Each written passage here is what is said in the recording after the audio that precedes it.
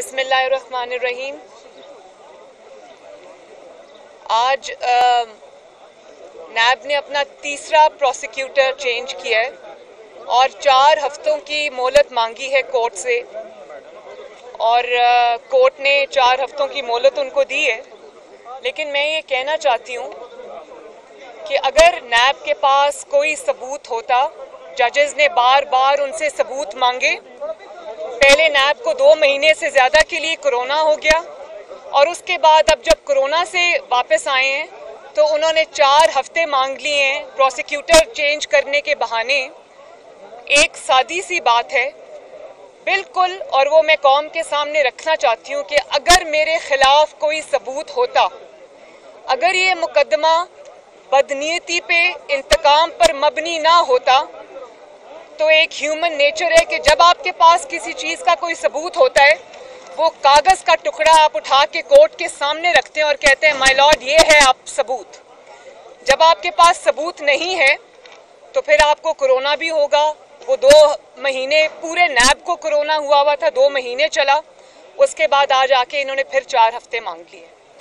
तो मैं बड़े अदब से जजेस से भी ये गुजारिश करना चाहती हूँ कि justice delayed is justice denied. मैं हर मौके पे, हर पेशी पे, हर हेयरिंग पे कोर्ट में आती हूँ, तो नैब को इतनी ढील नहीं देनी चाहिए। नैब को चाहिए कि सबूत दे अगर है तो, और अगर सबूत नहीं है तो इस केस को और ज़्यादा लंबा खींचने की ज़रूरत नहीं है। इंसाफ होने दें ताकि लोगों को पता चले कि नैब ने कितना गलत, इमरान खान ने कितना बोगस मुकदमा बनाया था। आज सबूत मांग लिए हैं तो नैब गायब है। जी मैडम, क्या कहेंगे गुज़िश्ता रोज़ जिस तरीके से एक मीडिया हाउस पे सर्च वारंट के जरिए सर्चिंग की गई, मोहसिन बेग साहब को जिस तरीके से गिरफ्तार किया गया, क्या समझते हैं इमरान खान साहब के हाथों से गेम निकल चुकी है, बहुत बुखलाहट का शिकार हो चुके हैं? देखिए, कल जो हुआ और जो मैं पिछले कुछ दिन से देख रही हूँ, उससे मुझे मुशर्रफ के आखिरी अयाम याद आते हैं कि जब मुशर्रफ को ये समझ आ गई थी कि उनकी हुकूमत ख़त्म होने वाली है और इक़्तिदार ख़त्म होने वाला है, तो वो दिन मुझे आज याद आ रहा था जब जजेस को, बल्कि चीफ जस्टिस ऑफ पाकिस्तान को बालों से पकड़कर उन्होंने शायराए दस्तूर पे घसीटा था। 60 जजेस को पेन की एक स्ट्रोक के साथ घर भेज दिया, उनको बच्चों समेत उनके घरों में कैद कर दिया। तो जब मैं इमरान खान साहब की हालत देखती हूँ तो मुझे मुशर्रफ का वो दौर याद आता है कि मोहसिन बेग साहब जब आपके साथ थे, बकौल उनके, उन्होंने 1 अरब रुपए का फंड आपको इकट्ठा करके दिया, आपकी सियासी मामलात में मदद की, तब तो वो बिल्कुल अच्छे थे। जब उन्होंने आप पर तनकीद शुरू की तो आप में इतना सा भी ज़र्फ नहीं था कि आप वो तनकीद बर्दाश्त कर सकते। आपने एक रियासती इदारे FIA को इस्तेमाल किया, और एक कोर्ट ने अब कल कह भी दिया है कि वो नाजायज़ तरीके से आपने उसको इस्तेमाल किया। आपने उनके घरों की, शहरियों के घरों की दीवारें फलांदनी शुरू कर दी, उनके बच्चों को मारना शुरू कर दिया। तो मुझे तो आपकी ज़हनी हालत पे इमरान खान साहब तरस आता है कि आप, मुझे तो ये कहना कि आपकी ज़हनी हालत ठीक नहीं, मुझे लगता है आप ज़हनी तौर पे बिल्कुल मफलूज हो चुके हैं। वही मोहसिन बेग साहब जब आपके साथ थे, हमारे पे तनकीद किया करते थे, हमारे पे आपकी पूरी जमात ने, आपके साथ जो उस वक्त सहाफ़ी हजरात थे, उन्होंने हम पर बेजा तनकीद भी की। हमने तो किसी को FIA के ज़रिए उठवाकर और मार नहीं पड़वाई और जेल में नहीं डाला, और आप कोई आसमान से उतरी हुई कोई मखलूक हैं, या आप कोई ऐसी शख्सियत है जिन पे तनकीद नहीं की जा सकती। और हाँ, आपकी जो अहलिया हैं वो हमारे लिए एहतराम के काबिल हैं, लेकिन जो स्टैंडर्ड आप चाहते हैं कि आपकी अहलिया के लिए सेट किया जाए, वही स्टैंडर्ड मरहूमा कलसूम नवाज शरीफ के लिए होना चाहिए था। जब वो लंदन के एक क्लिनिक में, हॉस्पिटल में रेस्पिरेटर पे बेहोश पड़ी थी और ज़िंदगी और मौत की जंग लड़ रही थी, PTI के लोगों ने डॉक्टर्स का भेस बदल कर और ICU के ऊपर धावा बोला, सिर्फ उनकी तस्वीरें लेने के लिए, क्योंकि उस वक्त ये बात बार बार कही जाती थी टीवी पर और पीटीआई के लोग कहते थे, सहाफ़ी हजरात से कहलवाई जाती थी कि वो तो बेगम नवाज शरीफ को तो कुछ भी नहीं है, वो तो रोज़ वहाँ इकट्ठे बैठ के खाना खाते हैं।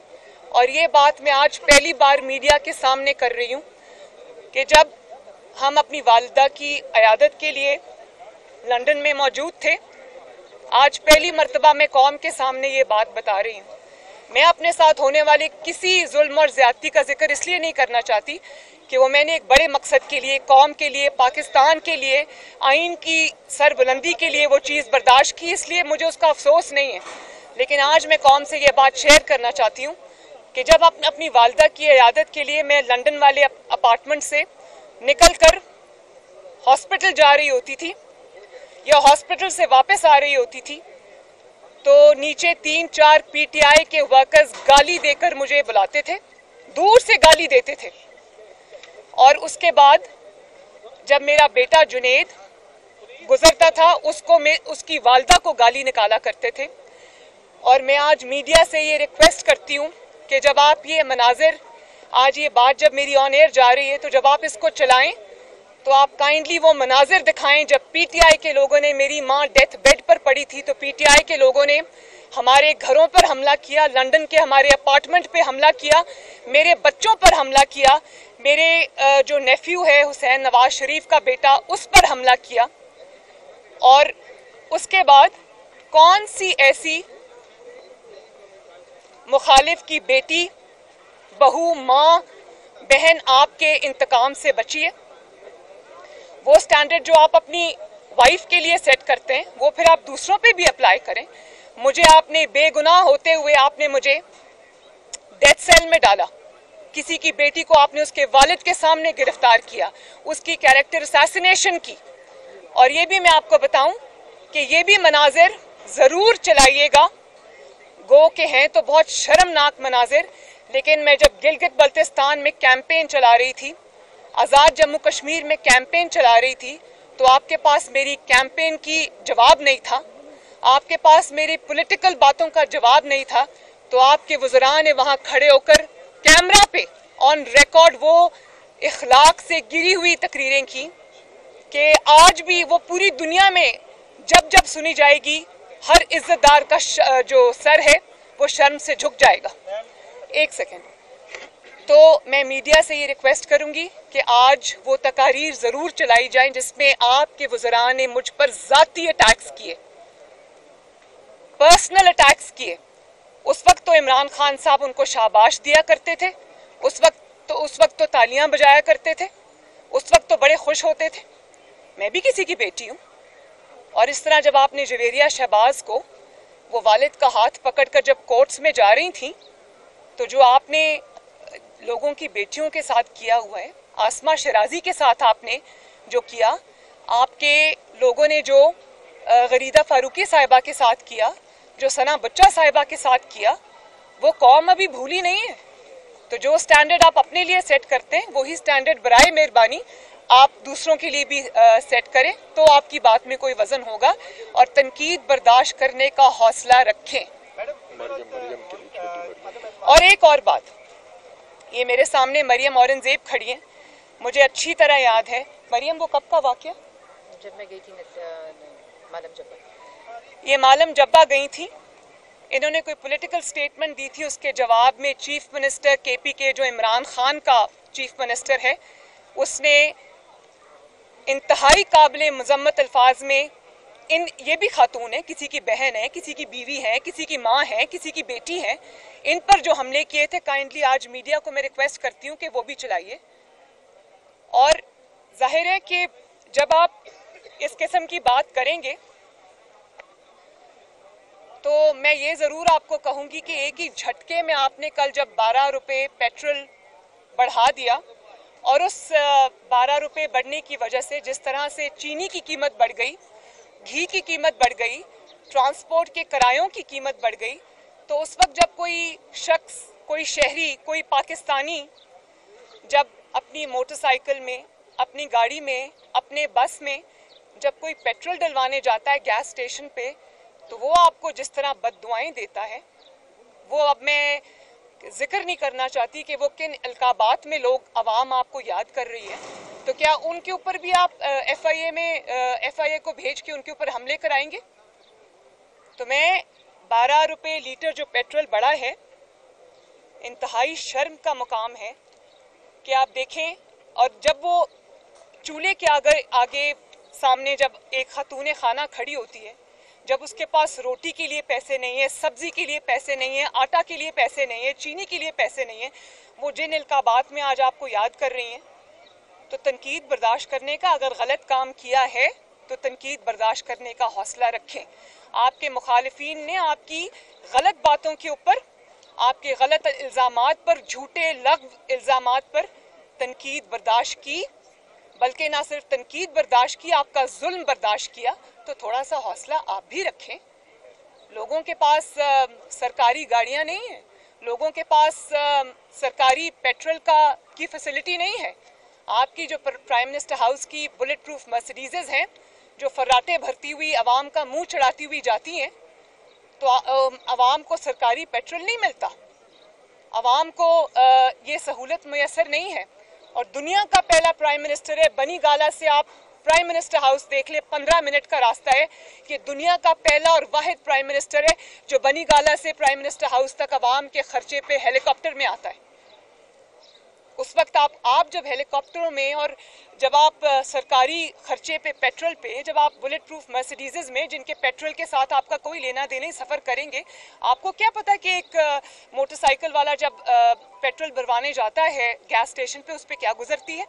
आपको क्या पता कि आपका किचन तो कोई और चलाता है? आपको तो ये पता नहीं है कि जब पेट्रोल की प्राइसेस बढ़ती हैं तो हर चीज़ की प्राइसेस बढ़ती है, महंगाई हो जाती है। मैम ये बताइएगा कि कहा जा रहा है कि अब वज़ीर आज़म का जो दौरा रशिया है। एक मैं और बात करना चाहती हूँ, देखिए एक मिनट। इमरान खान साहब की जो जराइम की फहरिस्त है वो बहुत तवील है, और मैं ये समझती हूँ कि महंगाई, लाकानूनियत, दहशतगर्दी जो वापस आ रही है, सिर्फ यही उनके गुनाह नहीं है कि लोग खुदकुशियाँ करने पे मजबूर हैं, नौकरियाँ चली गई लोगों की। उनकी जराइम की फहरिस्त में सरे फहरिस्त जो चीज़ आती है वो है कि आपने सरकारी खर्च के ऊपर, आवाम की खून पसीने की कमाई पर, आवाम की टैक्स पेयर के ऊपर आपने 4 साल सवाए इंतकाम लेने के और कुछ नहीं किया। है इसका कोई जवाब आपके पास? मैंने माना कि आपके पास अहलियत नहीं है, मैंने माना कि आपके पास काबिलियत नहीं है, लेकिन काश आपके पास एक एहसास रखने वाला दिल भी होता, तो आपको ये एहसास होता कि आपने अवाम के खून पसीने की कमाई, आपने अपने ज़ाती स्कोर सेटल करने में, हसद की जो जिस आग में आप जल रहे थे अपने मुखालिफिन की वजह से, उसको बुझाने के लिए आपने कौम का हार्ड अर्न्ड मनी, कौम की जो खून पसीने की कमाई थी वो आपने इस्तेमाल की और झोंकी। और ना सिर्फ ये, बल्कि आपने अपने ज़ाती स्कोर सेटल करने के लिए, आपने अपने ज़ाती इंतकाम की तस्कीन की खातिर आपने FIA, NAB जैसे इदारों को अपनी सियासी लड़ाई में झोंका। इसका जवाब है कोई आपके पास? और फिर सबसे बड़ा गुनाह आपका ये है कि भले आप जाली थे, भले आप वोट चोरी करके आए थे, लेकिन आखिर आप वजीर आज़म की कुर्सी पर तो बैठे ना। भले आप धब्बा लगा गए उसको, लेकिन बैठे। तो जो 3-4 साल आपको आवाम की खिदमत में जुट जाना चाहिए था, उनके एहसास में जुट जाना चाहिए था, आपने वो 3-4 साल सिर्फ और सिर्फ इंतकाम पे अपनी तवज्जो मरकूज रखी। इस बात का सवाल आपसे दुनिया में भी होगा और आखिरत में भी होगा। आपको भागने की जगह नहीं मिलेगी इंशाल्लाह। और ये भी मैं आपको बता दूं कि इमरान खान साहब, आप किसी रियासत के नवाब नहीं हैं, आप किसी रियासत के बादशाह नहीं हैं, ये अवाम आपकी रियाया नहीं है कि आप इसका खून पसीने की कमाई जहां चाहें आप सर्फ करें। एक एक पाई का हिसाब आपको देना होगा। लंदन भागने की इजाजत नहीं मिलेगी अब। देना होगा और इंशाअल्लाह ताला देना पड़ेगा। जी सबका लेंगे। हसन आप कर दौरा रशिया होगा या नहीं होगा, या इन्हिसार ये मामला अपोजिशन के हाथ में है या नहीं? अगर आप लोग पहले तरीके टेबल कर देते हैं तो फिर ऐसी सूरत हाल में वज़ीर-ए-आज़म रशिया नहीं जाएंगे, तो आप इजाज़त ले रही है नहीं? देखिए, मैं तो ये समझती हूँ कि इमरान खान साहब को प्राइम मिनिस्टर हाउस के ही फिलहाल किसी कमरे में बंद कर देना चाहिए। वो जहाँ जाते हैं, जिस मुल्क में जाते हैं, पाकिस्तान का तमाशा बना के आते हैं। अभी आप चाइना में देखा आपने उनको, चाइना में सवाए इस इम्प्रेशन की कि वो पैसा मांगने गए थे, क्या इम्प्रेशन आपको नज़र आया? और पैसा भी नहीं मिला, बल्कि वहाँ पर बलोचिस्तान में जब आपके जो सिक्योरिटी फोर्सेस के एहलकार हैं वो शहीद हो रहे थे, तो आप वहाँ पर बैठकर ओलंपिक्स का मैच देख रहे थे। मैं कहती हूँ कि ज़रूर देखते, लेकिन थोड़ा सा भी दर्द दिल होता तो वो पिक्चर्स आप रिलीज़ ना करते। वहाँ आपके फ़ौजी शहीद हो रहे हैं, वहाँ आप ओलंपिक्स का मैच देख रहे हैं। कि कोई आपका वज़रा में से भी इतना समझ और अकल वाला नहीं है या दर्द वाला नहीं है जो आपको ये बता सके कि ये बैड ऑप्टिक्स है, ये मत करें।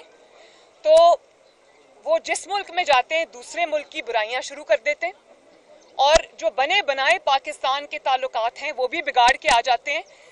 इस हुकूमत में जितना फॉरेन रिलेशंस का या जो हमारे दूसरों मुल्कों के साथ, इंटरनेशनल कम्युनिटी के साथ इंटरनेशनल रिलेशंस जो पाकिस्तान के थे दूसरे मुल्कों के साथ, जो मतलब एज ओल्ड जो अच्छे ताल्लुकात थे, इन्होंने उनको भी बर्बाद कर दिया। सिर्फ मईशत बर्बाद नहीं की, पाकिस्तान आज अकेला और तनहा खड़ा है और आपके दोस्त ममालिक भी आपको मुंह लगाने को तैयार नहीं, उसका जिम्मेदार सिर्फ और सिर्फ इमरान खान है। तो मेरा ये ख्याल है कि इनको रोकना चाहिए। अगर ये कहीं जा भी रहे हो तो इनको हाथ जोड़ के कहना चाहिए कि पाकिस्तान अब मजीद बर्बादी का मुतहम्मिल नहीं हो सकता, काइंडली आप ये दौरे मत करें। जी आप क्या पूछा? सॉरी, टेबल नहीं करे तरीके अदम एतमाद नहीं, उनके जाने से पहले 24 को जा रहे हैं, वो 24 से 26 का दौरा है। इजाज़त मिली है नहीं मिली जाने का क्वेश्चन?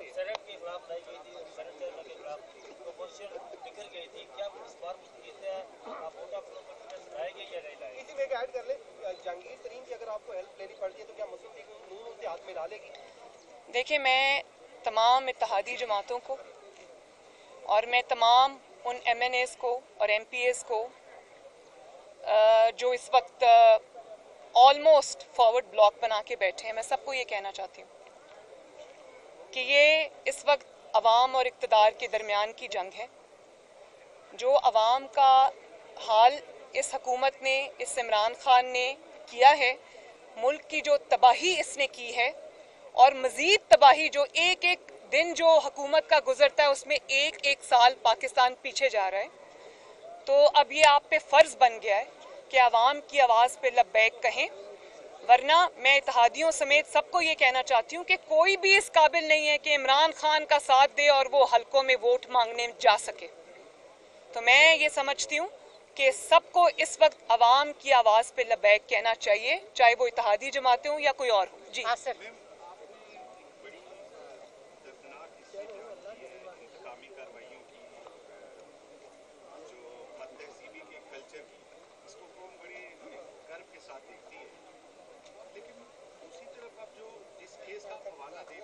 हाशमी साहब का या इवन हमारे जर्नलिस्टों का आप देख लें, जितने जर्नलिस्टों को FIA के नोटिस आए, जैसे साहब हैं, पहले अहमद बुखारी थे, मैनी जर्नलिस्ट, ठीक है, वो बदनामे ज़माना कानून जो है पीका का, वो आपके दौरे हुकूमत में बना।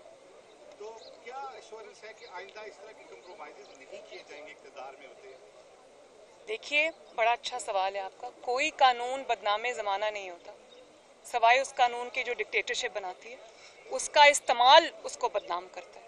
अगर आपने एक कानून को उसके असल इस्तेमाल की बजाय आपने सहाफ़ियों से बदला लेने पे इस्तेमाल किया, सच बोलने पे इस्तेमाल किया, इंतकाम लेने पे इस्तेमाल किया, पॉलिटिकल स्कोर सेटल करने में इस्तेमाल किया, तो फिर तो वो बदनाम ज़माना है। लेकिन अगर आपने उसका सही इस्तेमाल किया, जिस स्पिरिट के लिए वो कानून बनाया जाता है या बनाया गया था, उस स्पिरिट के लिए इस्तेमाल किया, तो कानून तो ख़राब नहीं होता, कानून का इस्तेमाल ख़राब होता है, गलत इस्तेमाल ख़राब होता है।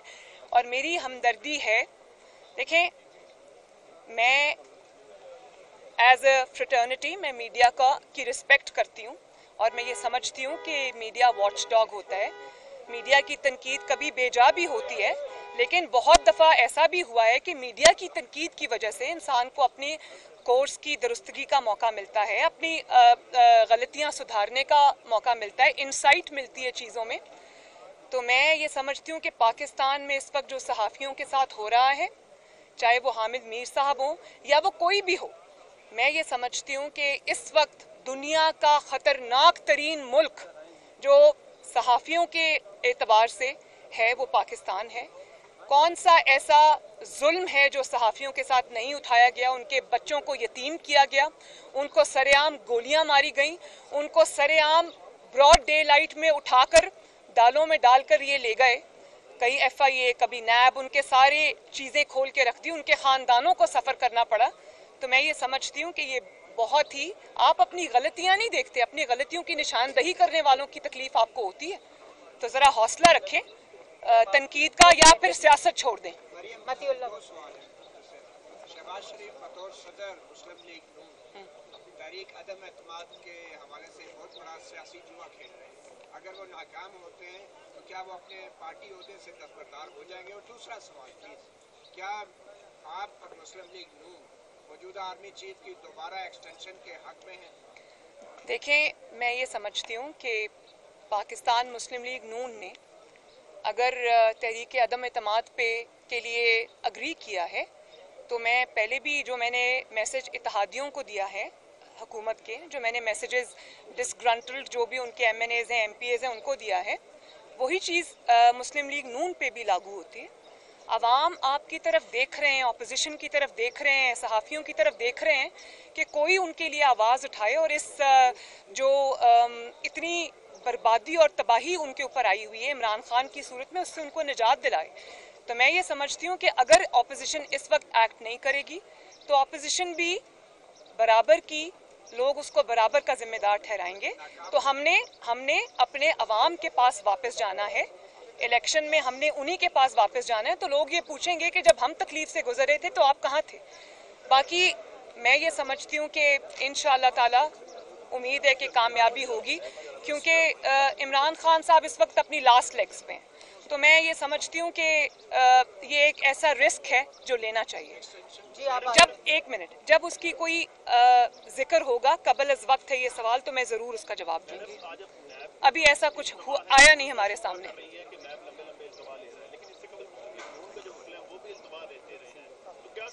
میں نے بالکل التوا نہیں لیا. میں آپ کو ایک بات یہ بتا دوں کہ جب میرے وکیل ہیں امجد پرویز صاحب، ان کو کرونا ہو گیا تو انہوں نے ان کی کمر میں تکلیف ہو گئی، وہ بیٹھ نہیں سکتے تھے، تو ان کے لیے اسلام آباد اور لاہور کا سفر جب مشکل ہو گیا تو پھر میں نے ان کو انگیج کیا، عرفان قادر صاحب کو. میں نے صرف یہ نہیں کہا کہ میرا لائر بیمار ہے اور وہ 2-2.5 مہینے اب نہیں آئے گا تو مجھے 2-2.5 مہینے کا التوا چاہیے. میں نے نیا کاؤنسل انگیج کیا اور ان کو تیاری کے لیے منیمم جو وقت درکار تھا وہ ان کو دیا گیا. اس کے علاوہ مجھے جو 561A کی اپلیکیشن تھی جو میں نے داخل کرائی، وہ مجھے جمع کرانی تھی. اس کے لیے جتنا وقت درکار تھا وہ میں نے ڈیلے کے لیے نہیں لیا، وہ میں نے اس لیے لیا کہ تاکہ مقدمہ آگے چلے اور اچھے طریقے سے چلے. قیوم صدیقی صاحب، اور مجھے کوئی ڈیلے کی ضرورت نہیں ہے بھائی، اس لیے کہ میرا کیس سکہ بند ہے، ماشاءاللہ ایئر ٹائٹ ہے. مجھے تو بلکہ جلد انصاف کی ضرورت ہے، جس کے لیے میں ریکویسٹ کر رہی ہوں. قیوم صدیقی صاحب، کہ آپ کا سنی موقف کیا ایکسٹینشن ہے؟ میں اس چیز پہ جواب آپ کو دے چکی ہوں.